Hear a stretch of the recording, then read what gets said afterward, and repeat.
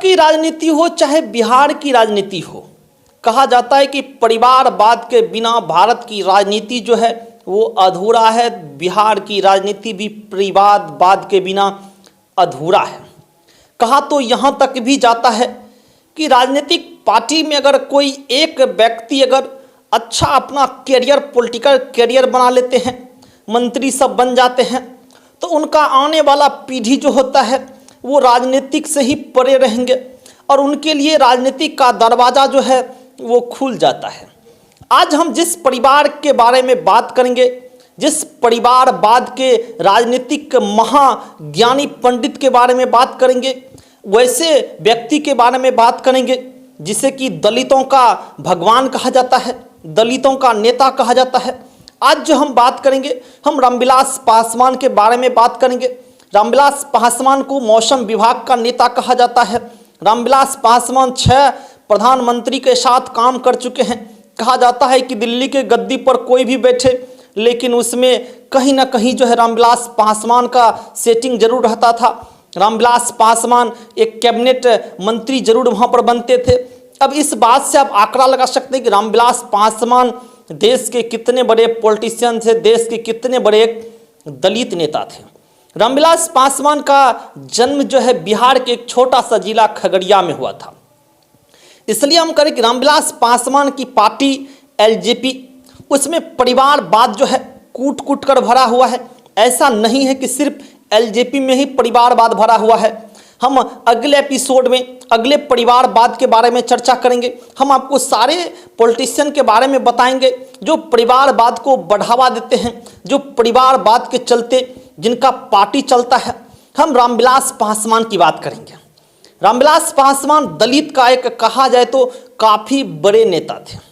रामविलास पासवान की जन्म खगड़िया की धरती पर लेकिन जरूर हुआ, लेकिन उसका कर्म भूमि हाजीपुर कहलाता है। अब सोचिए, खगड़िया जिला एक ऐसा जिला है जहां एक ही घर से 5 सांसद हो। अब समझिए, अगर किसी लोकसभा में एलजेपी को 6 से 7 सीट मिलता है तो उसमें से 5 सीट पर अपने ही घर के लोग चुनाव लड़ेंगे। ये कहाँ तक सही है? इसीलिए हम कह रहे हैं कि ये परिवारवाद है। परिवारवाद को रामविलास पासवान जी बढ़ावा दिए। सोचिए, रामविलास पासवान खुद सांसद थे, हाजीपुर से चुनाव लड़ते थे। पशुपति, पारस, रामचंद्र पासवान, चिराग पासवान, प्रिंस राज, आपको पता होगा कि समस्तीपुर के सांसद रामचंद्र पासवान का जब निधन हो गया तो उनके सीट पर प्रिंस राज जो है चुनाव लड़े थे। अब समझिए, 7 सीट हो आपके पास और 7 में से 5 व्यक्ति आप ही के घर के लोग जो हैं वो चुनाव लड़ेंगे। तो बताइए, इसको हम राष्ट्रीय पार्टी कहें, क्या कहें हम? बताइए, हम कौन सा पार्टी इसको नाम दे? जबकि एलजेपी इस पार्टी का नाम जरूर है, लेकिन आप बताइए, एक ही घर से अगर 5-5 सांसद हो तो हम इस पार्टी को क्या नाम दें? क्या रामविलास पासवान जी दलित के इतने बड़े नेता होने के बाद भी किसी दलित व्यक्ति को क्यों नहीं आगे बढ़ाए? ये भी सोचने प्रश्न उठता है। रामविलास पासवान के घर से ही 5-5 सांसद हो, क्या बिहार में, क्या देश में दलित और व्यक्ति नहीं थे, दलित और नेता नहीं थे? रामविलास पासवान क्यों नहीं दलित किसी व्यक्ति को सांसद बनाए, क्यों नहीं दलित व्यक्ति को आगे बढ़ाए? ये सवाल उठता है, ये प्रश्न उठता है। हालांकि दिवंगत हो चुके हैं रामविलास पासवान जी, लेकिन वर्तमान में चिराग पासवान के हाथों में उनका बागडोर है। आपको तो पता ही है कि चाचा और भतीजा के बीच महायुद्ध छिड़ा हुआ है, लेकिन कहीं ना कहीं पासवान जो है वो चिराग पासवान को अपना नेता मानते हैं।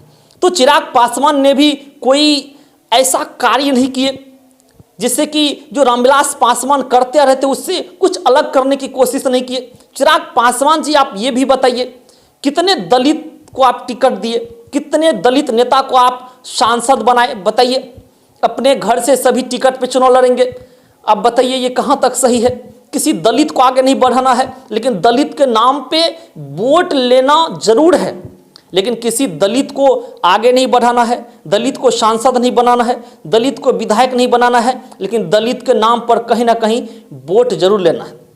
आपको पता हो कि रामविलास पासवान 2 शादी किए हैं। 1960 में शादी की राजकुमारी से और उनका 2 बेटी है, आशा पासवान और उषा पासवान, जो कि दोनों आरजेडी का पॉलिटिशियन है। दूसरी शादी 1983 में हुआ रीना शर्मा से। अब उनका एक पुत्र है चिराग पासवान, वो भी सांसद है। हमारा कहने का सीधा सीधा ये मतलब है कि चिराग पासवान हो चाहे रामविलास पासवान जी हो, क्यों नहीं आप किसी दलित नेता को आगे बढ़ाए, क्यों नहीं आप दलित नेता को टिकट देते हैं, घर में ही सारे मेंबर चुनाव लड़ लेते हैं। यानी कि आपका घर परिपूर्ण है, आपका घर सक्षम है और बिहार में कोई दलित नेता नहीं है, दलितों को टिकट देनी चाहिए। अरे बात से आप लोग कहाँ तक सक्षम हैं, आप कमेंट करके जरूर बताइए। धन्यवाद।